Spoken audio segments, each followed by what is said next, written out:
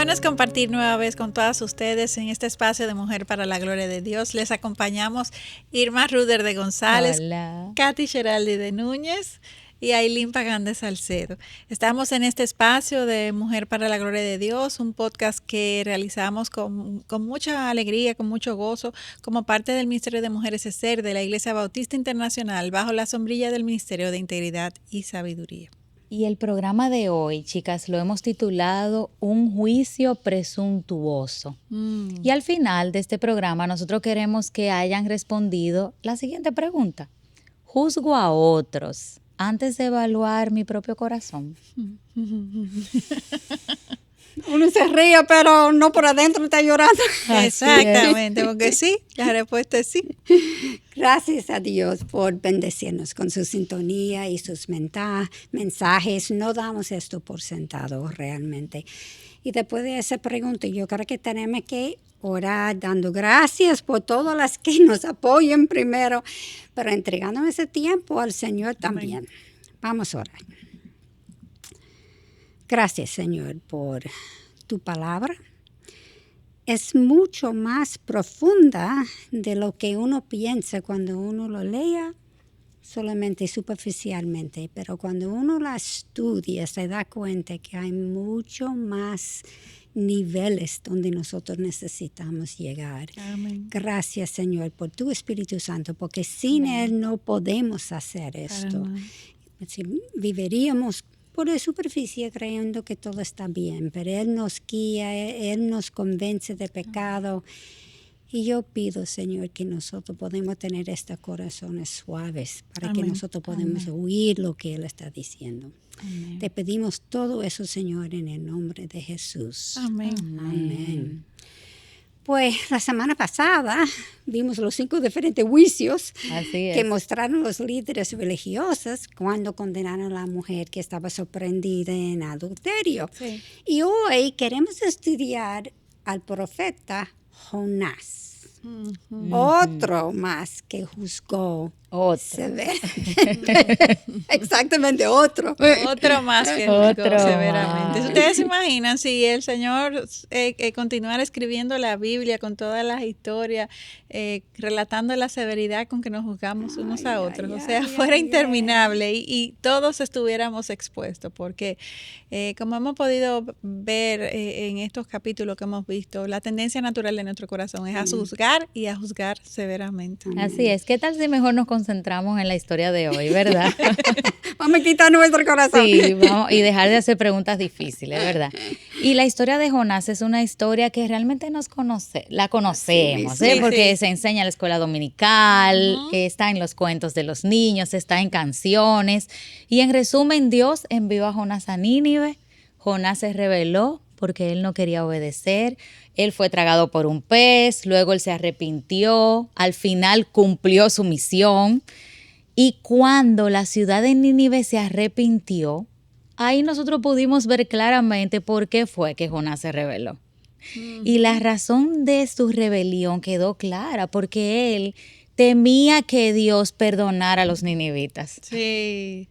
Increíble, un profeta, imagínate. Exacto, un profeta. Claro, ahora, el pueblo de Nínive era un pueblo muy perverso, realmente. Era un pueblo, ¿verdad?, perverso y malo. Ahora, cuando Jonás vio a Dios y a su misericordia en acción, Jonás se enojó. Exacto. Él se resintió.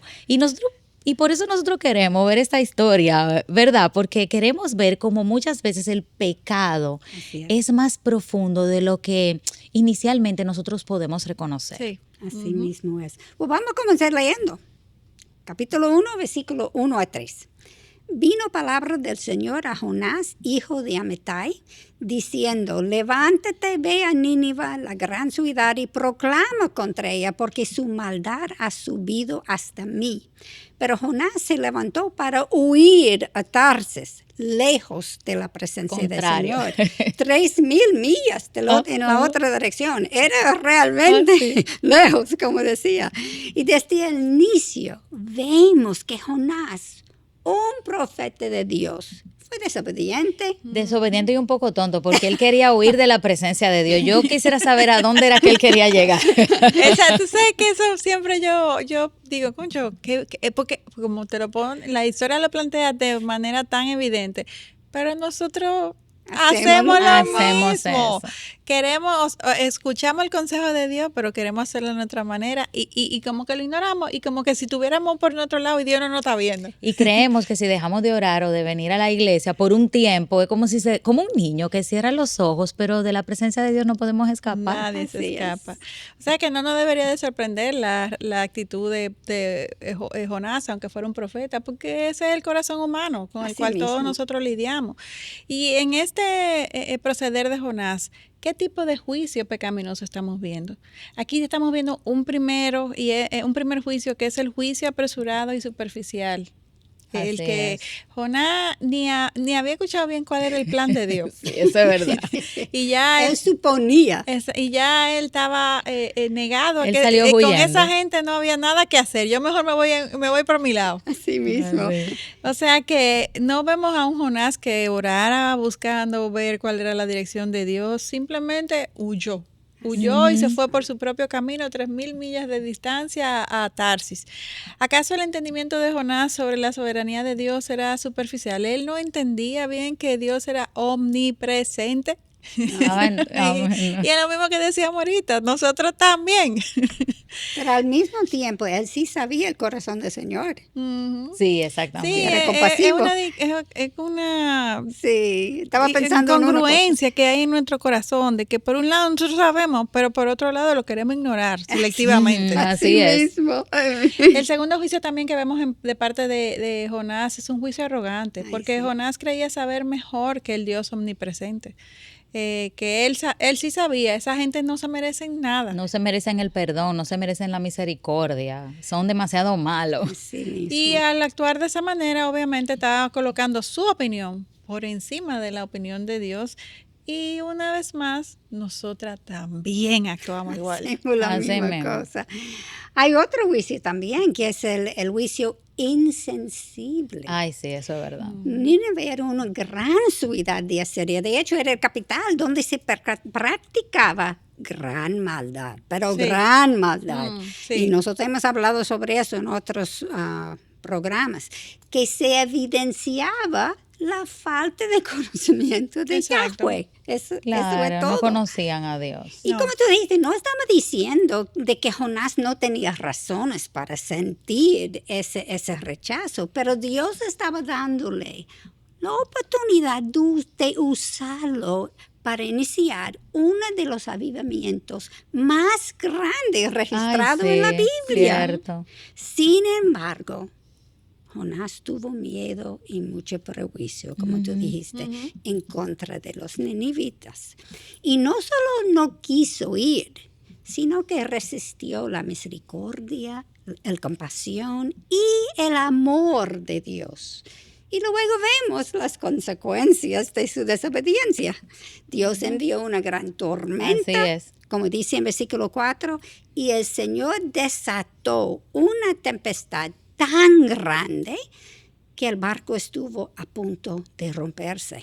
Eso fue una tormenta. Eso fue fuerte. Sí, algo muy, muy invasivo lo que sucedió, pero aún así Jonás permaneció insensible a ese llamado de Dios. De hecho, los marineros tuvieron más sensatez y confianza en Dios que el mismo profeta. Así es. Y entonces le pidieron a Jonás, pero clama a tu Dios y pide ayuda.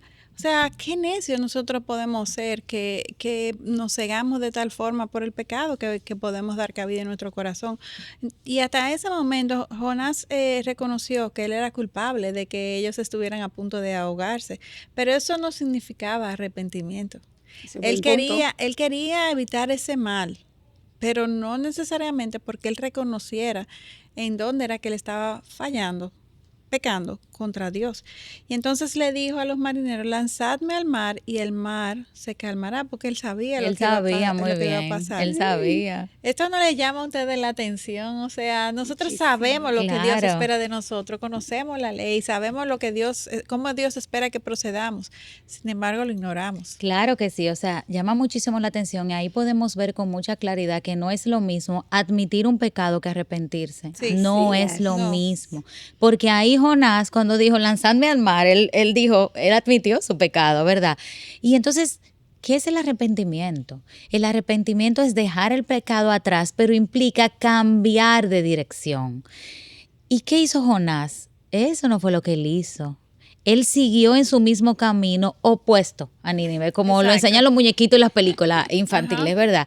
Él en verdad mostró remordimiento, porque cuando él estaba ahí en el barco y estaba todo el mundo pasando trabajo y él mostró remordimiento porque él sabía que él era responsable, pero no fue una transformación de su corazón. No había una transformación real.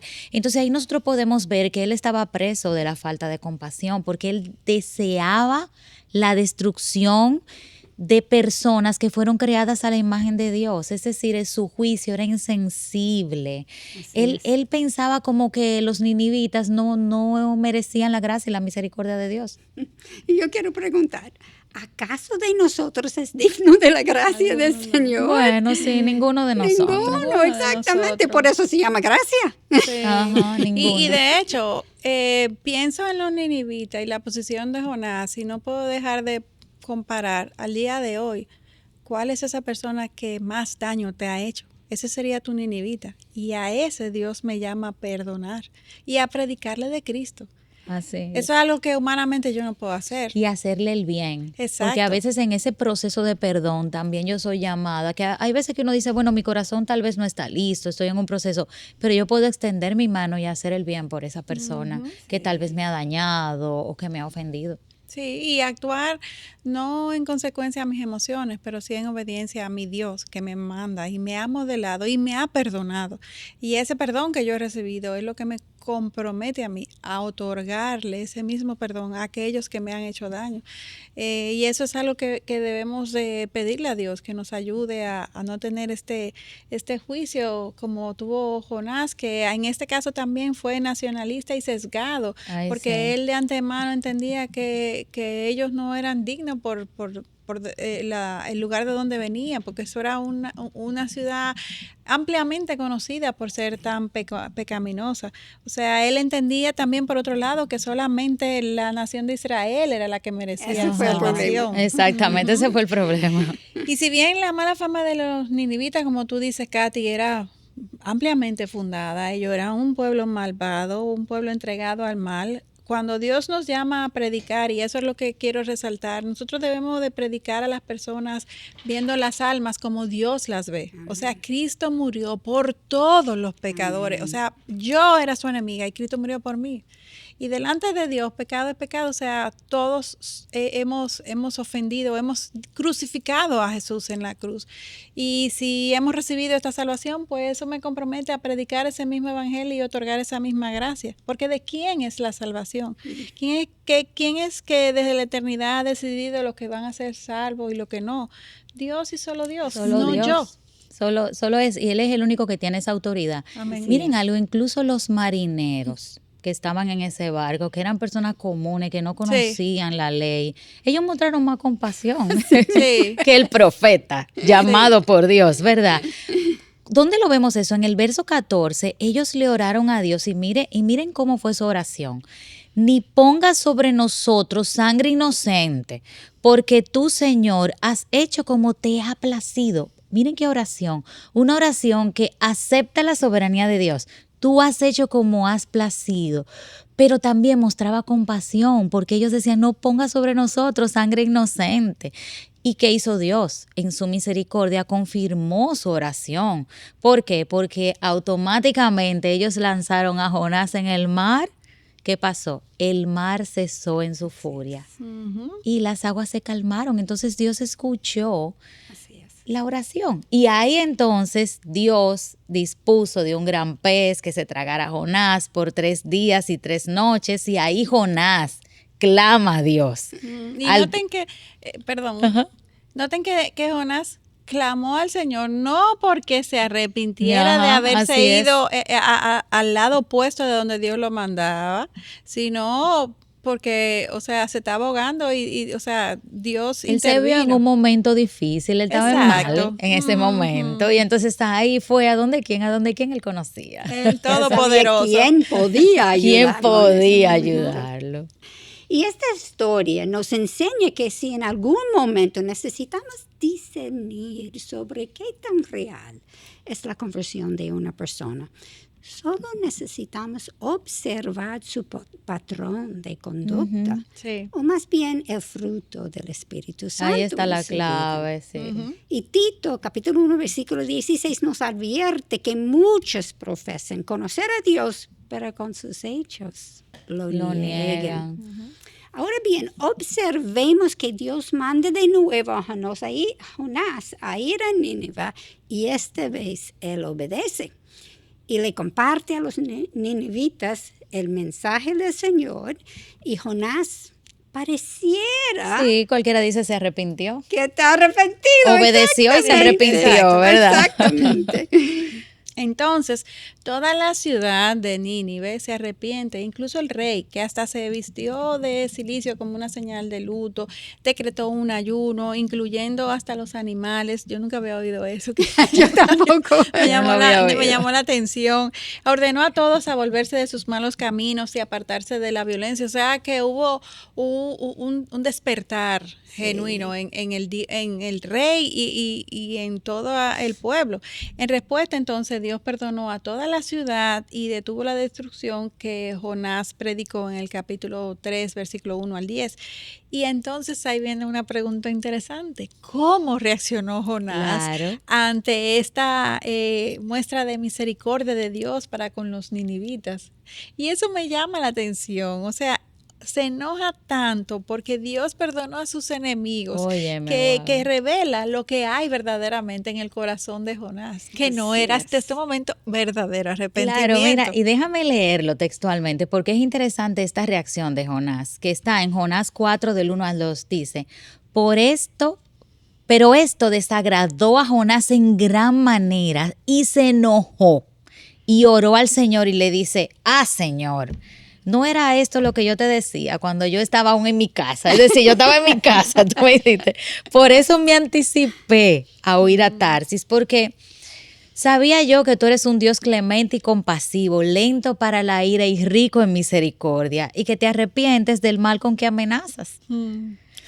Él conocía a Dios, o sea, él conocía a Dios y rogó que el Señor le quitara la vida. Señores, él estaba tan molesto, él perdió totalmente el foco. Él le pidió a Dios morirse. Y en verdad, señora, así reacciona una persona arrepentida. No, nada que ver, porque él conocía a Dios, él conocía el carácter de Dios. Él clamó por misericordia cuando él estaba en aprietos dentro del pez, ¿verdad? Ay, sí. Pero cuando él vio que Dios extendió la misma misericordia que Dios le otorgó a él en el pez, a otra persona, a los ninivitas, a sus enemigos, ahí él se molestó al punto de querer morirse, señores. Sí. Un corazón endurecido, con un juicio hipócrita. Él estaba lleno de su propia justicia. Así mismo.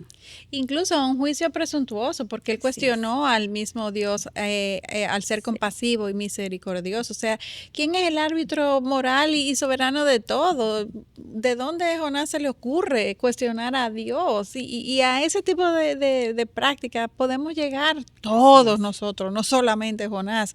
Y entonces este Señor misericordioso viene y le dice, dispuso que viene y nos cuenta esta historia, esta paradoja que vemos aquí.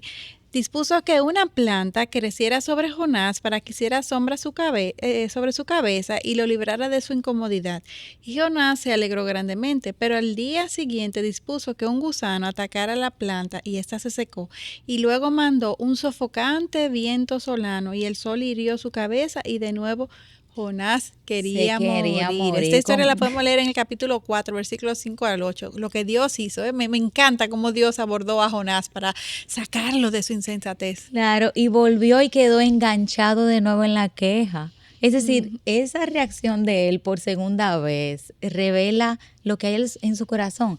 Para él, la pérdida de una planta en ese momento era más importante que la salvación de 120,000 personas de un pueblo pecaminoso. Increíble. Es decir, el juicio de él era apresurado, era un juicio superficial y se notaba en su conducta y en sus reacciones. Y así nos pasa, nuestra conducta y cómo nos comportamos revela en verdad la calidad de nuestro corazón. Así mismo es. Y Jonás persiste en su orgullo y sus rígidas opiniones teológicas, lo que no le permitió ver que lo que Dios estaba haciendo. De Dios, él no permitía, la lección, exactamente, de compasión, de gracia, de amor universal de Dios, que no hace acepción de personas. Gracias. Sí, no la hace. Sí. Estamos viendo las consecuencias de nuestros juicios. Esto debería ser un tiempo de regocijo. Y sin embargo, Jonás estaba tan deprimido que quería morir. Otra vez. Rechazando a Dios y aferrándose a sus ídolos. Sí. ¿Hemos visto un proceder similar en nuestras vidas o en nuestras iglesias? Claro que sí. Y yo creo que en ambos, es decir, tanto en la iglesia a nivel general como en nuestros corazones, y yo reflexionaba qué terco. Sí. Qué cabeza dura es Jonás. Pero también asimismo ver cómo Dios persistía ofreciéndole una oportunidad, una segunda oportunidad, una tercera. Y yo creo que así mismo es Dios con nosotros. Hay veces que no podemos ver la lección que Él nos quiere enseñar. Y Él iba una y otra vez cambiando de estrategia para que Jonás lo pudiera ver a pesar de su corazón duro. Y en verdad eso es lo que Dios quiere, que toda persona se arrepienta, que reconozcamos a Jesús como nuestro Señor y Salvador. O sea, independientemente de nuestra conducta, de nuestro corazón, Dios siempre es bueno y fiel y Él está presto para llamarnos y orquestar circunstancias como las de Jonás para que podamos ver su amor y su misericordia. Amén. Al finalizar, oramos al Señor que nos ayude a reflexionar sobre todo lo que hemos visto aquí, sobre todo a subrayar en nuestros corazones la soberanía de Dios y la inutilidad, la necedad, como usted lo quiera poner, de desobedecer a un Dios omnipotente, un Dios omnisciente, un Dios soberano que sabe siempre lo que mejor nos conviene. Al contrario, que Dios nos ayude a alinearnos con su voluntad, porque como bien vimos, ya sea por la buena o por ballena, la voluntad de Dios siempre va a prevalecer. Llegaremos a nuestra Nínive. Así mismo. Ayúdenos, Señor, por favor, siempre doblegar nuestros corazones a tu voluntad. Oremos en esta dirección y siempre recuerden, oren por nosotros en Mujer para la Gloria de Dios. Gracias por su sintonía y su acompañamiento. Amén. Les esperamos en nuestro próximo y últimos episodios de esta serie, La viga en tu ojo y la paja en el ajeno. Gracias por acompañarnos.